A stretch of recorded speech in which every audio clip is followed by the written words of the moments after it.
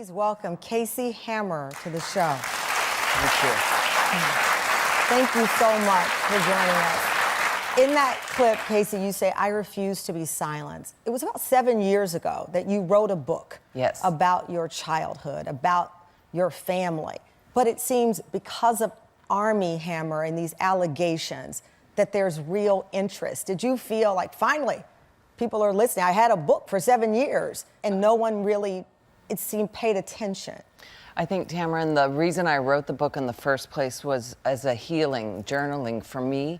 I was trying to make sense of what I had dealt with my whole childhood and my family. And, you know, you find out that your mother's aware of all the abuse that's happening under her roof and didn't stop it or protect me. It was horrifying, but that's all I knew. It was how I grew up. It wasn't like we had social media back then, so it's kind of like I couldn't go to the neighbors and say, is this the way rich people act? Like, there was no frame of reference. I spoke to Armie's aunt, Casey Hammer, who says the allegations of sexual and physical abuse, which Armie denies, fits in with what she calls their family's decades-long pattern of terror. Were you surprised when you saw what was going on with him? To be honest with you, I wasn't shocked because it was multi-generational, just awful behavior and abuse. You don't just wake up one day and become a monster, right? You're groomed in a way of what you accept.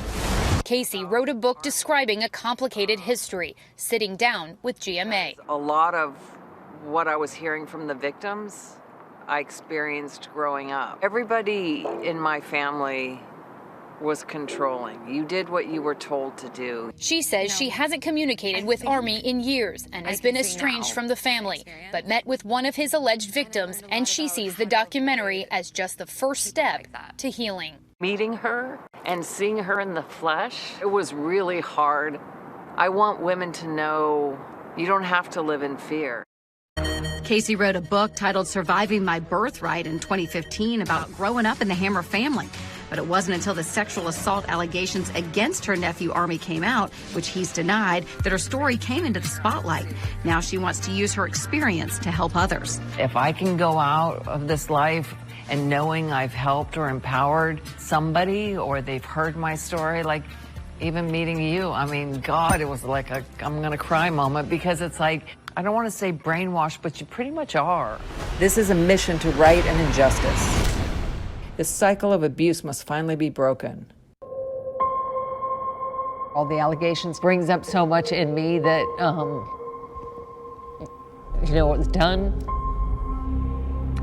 And whether it's my nephew, my brother, my father, or my grandfather, it's the same behavior. Casey, the docuseries House of Hammer begins with the sexual assault allegations against your nephew, Armie Hammer. Were you surprised when you heard the allegations, especially the ones that included fantasies of cannibalism? I wasn't shocked, and that's based on my experiences growing up in the world of Hammer. You don't just wake up one morning and become a monster. It's a learned behavior. Yes, Armie brought the spotlight on it, but then it delves deeper into the layering and the multi-generational aspects of my family. Men that were abusive, women in my family were disposable. We were ornaments. That's basically how, from my grandfather down, they viewed women. My father ended up dying in '96, 5 years after my grandfather died.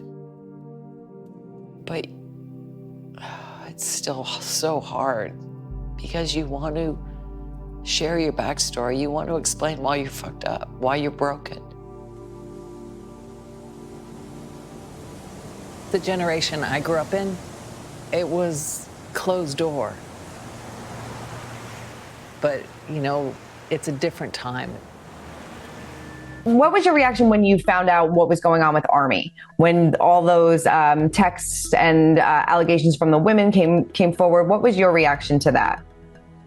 I honestly was not surprised or shocked, because, again, based on how I grew up, I was exposed to horrific crimes and experiences that, you know, again, were covered up because it was behind closed doors and we couldn't talk about it. So for this to surface, I thought, oh, here we go, another Hammer man, another byline, whatever.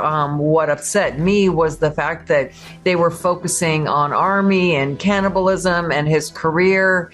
And it was, what about the victims that he's left in this path? I mean, again, whether it's physical, mental, or any kind of abuse, it takes a toll on you. And you need to know that there's others out there like you who are experiencing the same thing, and there is hope. I mean, I'm living proof that I can live through all that, you know, because of time constraints, we could only do 3 hours, but there was a lot more, right? And you never know, it's a person's journey, why they're still here. But for me, when the Zen Blonde outed me, and then again, watching House of Hammer and seeing how well it was done and how important it is, it really gave me a reason to say, this is my purpose. This is to continue the story, to continue the conversation, to advocate for victims and survivors, and to let them know, if nothing else, they're not alone and they're heard, because really that's all people are looking for, is to be validated and believed.